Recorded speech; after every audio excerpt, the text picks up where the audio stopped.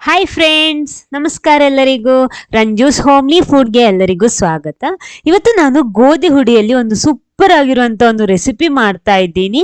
ಅಂದ್ರೆ ಇದು ನಮಗೆ ಬ್ರೇಕ್ಫಾಸ್ಟ್ಗೂ ಬೇಕಿರೋ ಮಾಡಿ ತಿನ್ಬೋದು, ಇಲ್ಲ ಅಂದ್ರೆ ಸಂಜೆ ಹೊತ್ತು ಟೀ ಜೊತೆ ತಿನ್ನೋದಿಕ್ಕೂ ಸೂಪರ್ ಆಗಿರುತ್ತೆ. ತುಂಬಾ ಸುಲಭವಾಗಿ ರುಚಿಕರವಾಗಿ ಮಾಡ್ಬೋದು. ಬನ್ನಿ ಹೇಗೆ ಮಾಡೋದಂತ ನೋಡೋಣ. ಆಮೇಲೆ ನೀವು ಫಸ್ಟ್ ಟೈಮ್ ಈ ಚಾನಲ್ ನೋಡ್ತಿದ್ರೆ ಅಥವಾ ಚಾನಲ್ ಸಬ್ಸ್ಕ್ರೈಬ್ ಮಾಡದೆ ಈ ವಿಡಿಯೋ ನೋಡ್ತಿದ್ರೆ ದಯವಿಟ್ಟು ಚಾನಲ್ ಸಬ್ಸ್ಕ್ರೈಬ್ ಮಾಡಿ ಸಪೋರ್ಟ್ ಮಾಡಿ. ಅದರ ಪಕ್ಕದಲ್ಲಿರುವ ಬೆಲ್ ಐಕಾನು ಪ್ರೆಸ್ ಮಾಡಿ, ಅದರಲ್ಲಿ ಬರುವ ಆಲ್ ಆಪ್ಷನಿಗೂ ಕ್ಲಿಕ್ ಮಾಡಿ. ಹಾಗಿದ್ರೆ ಮಾತ್ರ ನಾನು ಹಾಕುವ ಹೊಸ ಹೊಸ ವಿಡಿಯೋಸ್ಗಳ ನೋಟಿಫಿಕೇಶನ್ ನಿಮಗೆ ಸಿಗುತ್ತೆ.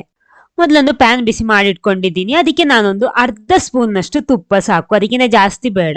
ನೋಡಿ, ಒಂದು ಅರ್ಧ ಸ್ಪೂನ್ ನಷ್ಟು ತುಪ್ಪ ಹಾಕೊಂಡಿದ್ದೀನಿ. ಅದನ್ನ ಈ ರೀತಿ ಪ್ಯಾನ್ ಫುಲ್ ಆಗಿ ಈ ರೀತಿ ಸ್ಪ್ರೆಡ್ ಮಾಡ್ಕೊಳ್ಳಿ. ಇನ್ನು ಇದಕ್ಕೆ ನಾನು ಅರ್ಧ ಕಪ್ ತುರ್ದಿಟ್ಕೊಂಡಂತಹ ಬೆಲ್ಲ ತಗೊಂಡಿರೋದು.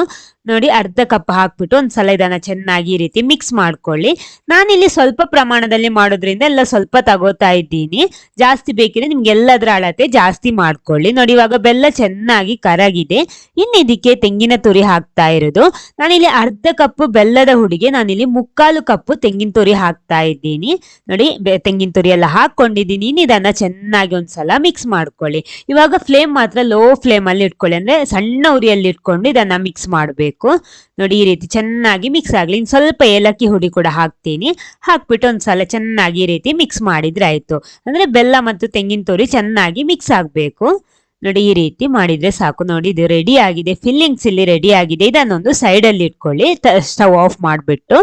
ಆಮೇಲೆ ಒಂದು ಮಿಕ್ಸಿಂಗ್ ಬೌಲ್ ತಗೊಂಡು ಅದಕ್ಕೆ ನಾನಿಲ್ಲಿ ಅರ್ಧ ಕಪ್ ಗೋಧಿ ಹುಡಿ ಹಾಕ್ತಾ ಇರೋದು. ಆಮೇಲೆ ಅದಕ್ಕೆ ರುಚಿಗೆ ತಕ್ಕಷ್ಟು ಉಪ್ಪು ಕೂಡ ಸೇರಿಸ್ಬೇಕು. ಉಪ್ಪು ಸೇರಿಸ್ಬಿಟ್ಟು ಒಂದ್ಸಲ ಚೆನ್ನಾಗಿ ಈ ರೀತಿ ಮಿಕ್ಸ್ ಮಾಡ್ಕೊಳ್ಳಿ. ಆಮೇಲೆ ಇದಕ್ಕೆ ನೀರು ಸೇರಿಸ್ಬೇಕು. ನಾನಿಲ್ಲಿ ನೀರು ನೋಡಿ 1 ಕಪ್ ತಗೊಂಡಿದ್ದೀನಿ. ಅದನ್ನ ಎಲ್ಲ ಹಾಕ್ತಾ ಇಲ್ಲ, ನೋಡ್ಕೊಂಡು ಹಾಕ್ತೀನಿ. ನೋಡಿ, ಈ ರೀತಿ ಚೆನ್ನಾಗಿ ಮಿಕ್ಸ್ ಮಾಡ್ಬೇಕಂದ್ರೆ ಗಂಟಿಲ್ಲದೆ ಚೆನ್ನಾಗಿ ಮಿಕ್ಸ್ ಆಗ್ಬೇಕಿದು. ಅಂದ್ರೆ ಹಿಟ್ಟು ಸ್ವಲ್ಪ ನೀರಾಗಿರ್ಬೇಕು, ಜಾಸ್ತಿ ಗಟ್ಟಿಯಾಗಿ ಎಲ್ಲ ಮಾಡ್ತಾ ಇರೋದು. ನೋಡಿ, ಈ ರೀತಿ ಸ್ವಲ್ಪ ಸ್ವಲ್ಪ ನೀರು ಹಾಕ್ಬಿಟ್ಟು ಮಿಕ್ಸ್ ಮಾಡ್ತಾ ಬಂದ್ರೆ ಸಾಕು, ಒಮ್ಮೆಲೆ ಸೇರಿಸ್ಬೇಡಿ. ನೋಡಿ, ಹಿಟ್ಟು ರೆಡಿ ಆಗಿದೆ. ನೋಡಿ, ಈ ರೀತಿ ಇರಬೇಕು.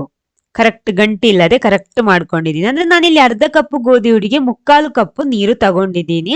1 ಕಪ್ಪಲ್ಲಿ ಇಷ್ಟು 1/4 ಕಪ್ಪಿನಷ್ಟು ಬಾಕಿ ಆಗಿದೆ. ಸಾಕು, ಈ ಸೈಡಲ್ಲಿ ಇಟ್ಕೊಳ್ಳಿ. ಇನ್ನು ಬೇಕಾಗಿರೋದು ನಮ್ಗೆ ಬಾಳೆ ಎಲೆ. ನೋಡಿ, ನಾನೊಂದು ಬಾಳೆ ಎಲೆ ತಗೊಂಡಿದ್ದೀನಿ. ನಾನು ಸ್ವಲ್ಪ ಬಾಡಿಸ್ಕೊಳ್ಳಿ, ಇಲ್ಲ ಅಂದ್ರೆ ಅದನ್ನ ನಾವು ಫೋಲ್ಡ್ ಮಾಡುವಾಗ ಹರಿತದೆ ಎಲೆ ಎಲ್ಲ, ಅದಕ್ಕೋಸ್ಕರ. ಇನ್ನು ನಾವು ರೆಡಿ ಮಾಡಿಟ್ಟಂತ ಹಿಟ್ಟನ್ನ ನೋಡಿ, ಈ ರೀತಿ ದೋಸೆ ಎಲ್ಲ ಮಾಡ್ತೀವಲ್ವಾ, ಆ ರೀತಿ ಎಷ್ಟು ತೆಳು ಆಗುತ್ತೋ ಅಷ್ಟು ತೆಳುವಾಗಿ ನೋಡಿ ಈ ರೀತಿ ಮಾಡ್ಕೊಳ್ಳಿ. ನಿಮ್ಗೆ ಯಾವ ಶೇಪ್, ನಾನು ಸ್ವಲ್ಪ ಜಾಸ್ತಿ ಹಾಕ್ತೀನಿ ಅಂದ್ರೆ ಬಾಳೆ ಎಲೆ ಸ್ವಲ್ಪ ದೊಡ್ಡದಿದೆ. ನಿಮ್ಗೆ ಯಾವ ಶೇಪ್ ಅಲ್ಲಿ ಬೇಕಿರೋ ಆ ರೀತಿ ಮಾಡ್ಬೋದು. ರೌಂಡ್ ಬೇಕಿದ್ರೆ ರೌಂಡ್, ಇಲ್ಲ ಅಂದ್ರೆ ಸ್ಕ್ವೇರ್ ಬೇಕಿದ್ರೆ ಆ ಶೇಪ್ ಅಲ್ಲೂ ಮಾಡ್ಬೋದು. ತೆಳುವಾಗಿ ಮಾಡಿದಷ್ಟು ಚೆನ್ನಾಗಿ ಬರೋದು ಇದು. ನೋಡಿ, ಈ ರೀತಿ ಚೆನ್ನಾಗಿ ಎಷ್ಟು ತೆಳು ಆಗುತ್ತೋ ಆ ರೀತಿ ಮಾಡ್ಕೊಳ್ಳಿ. ಅಂದ್ರೆ ನಮ್ಮ ಹಿಟ್ಟು ನೀರಾದ್ರಿಂದ ನಮ್ಗೆ ಯಾವ ರೀತಿಯಲ್ಲಿ ಬೇಕಿದ್ರು ಇದನ್ನ ಮಾಡೋದಿಕ್ಕಾಗುತ್ತೆ. ನೋಡಿ, ನಾನು ಇಷ್ಟು ತೆಳುವಾಗಿ ಮಾಡ್ಕೊಂಡಿದ್ದೀನಿ. ಇವಾಗ ಫುಲ್ ಆಗಿ ಈ ರೀತಿ ಸ್ಪ್ರೆಡ್ ಮಾಡಿದ್ರೆ ಸಾಕು ಸೌಟಲ್ಲಿ. ತುಂಬಾ ಬೇಗ ಆಗುತ್ತೆ ಈ ರೀತಿ ಮಾಡಿದ್ರೆ. ಆಮೇಲೆ ನಾವು ಅವಾಗ ರೆಡಿ ಮಾಡಿಟ್ಟಂತ ಫಿಲ್ಲಿಂಗ್ಸ್ ಇದೆಯಲ್ಲ, ಅದನ್ನ ಇದ್ರೊಳಗಡೆ ಈ ರೀತಿ ಫುಲ್ ಆಗಿ ಸ್ಪ್ರೆಡ್ ಮಾಡ್ಕೊಳ್ಳಿ. ನೋಡಿ, ಈ ರೀತಿ. ಇನ್ನಿದನ್ನ ಈ ರೀತಿ ತುಂಬಾ ಸಿಂಪಲ್ ಆಗಿ ಈ ರೀತಿ ಮಡಚಿಬಿಟ್ರೆ ಆಯ್ತು. ಸೈಡ್ ಸ್ವಲ್ಪ ಈ ರೀತಿ ಪ್ರೆಸ್ ಮಾಡ್ಕೊಳ್ಳಿ, ಸಾಕು. ಇಷ್ಟೇ ಸಾಕು, ಕರೆಕ್ಟ್ ಆಗಿ ಸಿಗುತ್ತೆ ನಮಗೆ. ನೋಡಿ, ಇದೇ ರೀತಿ ಎಲ್ಲ ಕೂಡ ಮಾಡಿತಾ ಇರ್ತೀನಿ. ಇಲ್ಲಿ ನಾನು ಇಡ್ಲಿ ಪಾತ್ರೆ ಬಿಸಿ ಮಾಡೋದಿಕ್ಕೆ ಇಟ್ಟಿದ್ದೆ, ನೀರೆಲ್ಲ ಹಾಕ್ಬಿಟ್ಟು. ನೋಡಿ, ಇಷ್ಟು ನೀರು ಹಾಕೊಂಡಿದ್ದೀನಿ. ನೀರು ಕೂಡ ಚೆನ್ನಾಗಿ ಕುದೀತಾ ಇದೆ. ಇದರ ಮೇಲ್ಗಡೆ ನಾವಿಲ್ಲಿ ರೆಡಿ ಮಾಡಿಟ್ಟಂತಹ ಬಾಳೆಲೆಯನ್ನು ಈ ರೀತಿ ಇಟ್ರೆ ಆಯ್ತು.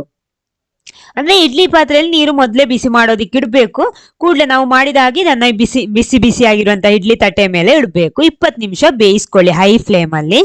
ನೋಡಿ, ನಾನು ಇವಾಗ ಸ್ಟವ್ ಆಫ್ ಮಾಡಿದ್ದೀನಿ, ಸ್ವಲ್ಪ ಆರಿದೆ. ಅಂದ್ರೆ ನಾನಿಲ್ಲಿ ಅರ್ಧ ಕಪ್ ಗೋಧಿ ಹುಡಿಯಲ್ಲಿ ನೋಡಿ 4 ಕಡುಬು ನಂಗೆ ರೆಡಿಯಾಗಿ ಸಿಕ್ಕಿದೆ. ನೋಡಿ, ದೊಡ್ಡ ದೊಡ್ಡ ಕಡುಬು 4 ಸಿಕ್ಕಿದೆ.